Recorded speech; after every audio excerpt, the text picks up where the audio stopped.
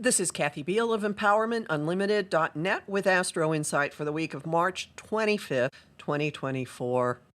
We have hit the halfway point in the eclipse cycle that is having us revisit and revise our internal relationship rule books, the role that relationships play in our lives, the way we conduct ourselves, and specific connections that we have.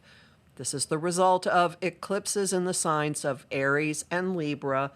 These eclipses have been going on since March of 2023. They'll be with us until March of 2025. The combined impact of this eclipse family is putting the emphasis on the individual end of every relationship equation and encouraging to the point of forcing each of us to be much more proactive and self-actualizing and just going after what it is we're going to do and not be so worried about what's going on with the people in our lives. We're at a moment of reflection and revelation and chapter endings. The eclipse this week on Monday is a lunar eclipse in the sign of Libra, in the relationship sign itself, ruled by Venus, goddess of love, who is in an opportunity aspect to quick change artist Uranus. Those two things are the big events of the week, and they're working together. What does this mean for you? Well, a lunar eclipse escalates the impact of a full moon. So stories and dramas and developments will be bigger than they usually are. And all of these are going to have something to do with agreements, relationships, how we fit in with other people, the role they play in our lives. Could be a little bit of social justice and creativity thrown in this as well, but the emphasis is going to be relationships. A full moon is always a time to bring something to a head and to purge and release. A lunar eclipse brings dramas to a head in a big and noticeable way, reveals a lot about what has been going on, and ushers in major chapter endings and major departures. You may be leaving situations as a result of this eclipse. With Venus in that easy relationship with Uranus, you could find a door opening. You could find a window. You could find an easy out. It might not be a huge, protracted drama to switch the ground rules. This makes me think of how simple it was for someone that I know to bring up with her longtime partner the prospect of, why don't they also see other people? And she decided not to make a big deal of it, mentioned it very casually, and his response was immediately, sure, why not? I'm not suggesting everybody is going to go off into polyamory, but instead that asking for what you want could surprisingly get you what you want very easily, particularly if it involves shaking up the situation as it has been. If something leaves right now, it's not really in your best interest to go grab it because, first off, you might get a shock like static electricity with those Uranian bolts in the air. And secondly, if it's leaving, why would you want it? Look at this week as clearing out, clearing the decks. April's solar eclipse in Aries is going to shoot us all forward, and look at this as jettisoning some situations that don't really have what it takes to go along with you for the next exciting ride. And keep in mind that Mercury is slowing into his retrograde station.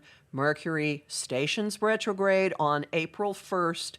As the week goes on, time may have a sensation that it's prolonged,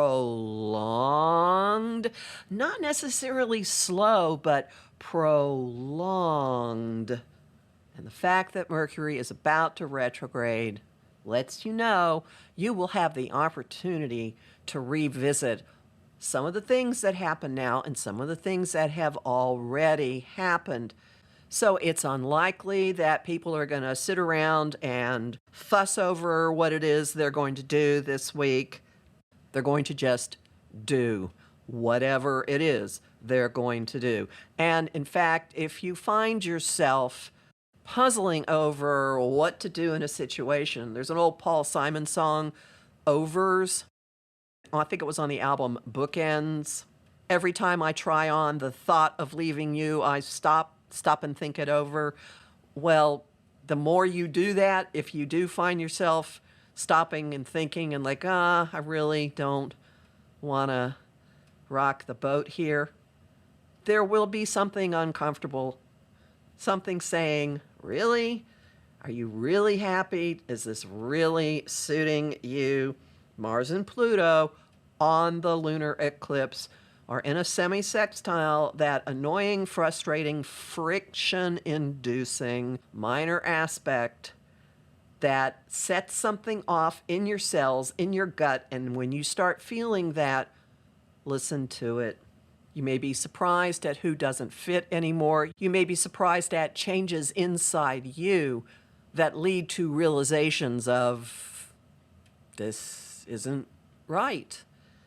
And the probability this week of people being able to untie situations without a whole lot of rancor or arguing or, believe it or not, bad feelings. The potential is there.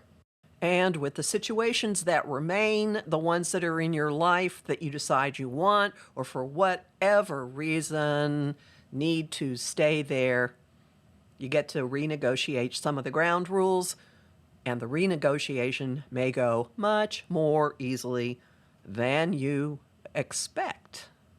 Homing thought of the week: show me how this benefits me. Song of the week, Go Your Own Way by Fleetwood Mac. Yes, that one's old.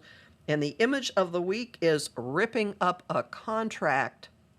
And if you want to watch this happening, look for the contract negotiation scene between Groucho and Chico Marx in the MGM film A Night at the Opera. You'll learn more about this in my forecast for the Libra full moon lunar eclipse, which is already up at my site, empowermentunlimited.net, along with the forecast for April, where you can sign up for my mailing list and book a session with me. I'm Kathy Biehl, a professional astrologer with more than 30 years experience. I have lots of bonus content at patreon.com/Kathy Biehl, and I'm really grateful to the people who support my work there. I host the show Celestial Compass on Om Times Radio and TV on the first and third Monday of every month at 5 p.m. Eastern. I also host lots of conversation on Facebook, on the page Empowerment Unlimited, and in the group, the Astro-Insight Lounge. I post on Instagram and Threads at K.A. Biehl, and on YouTube at the Professional Aquarian channel. Talk to you next week.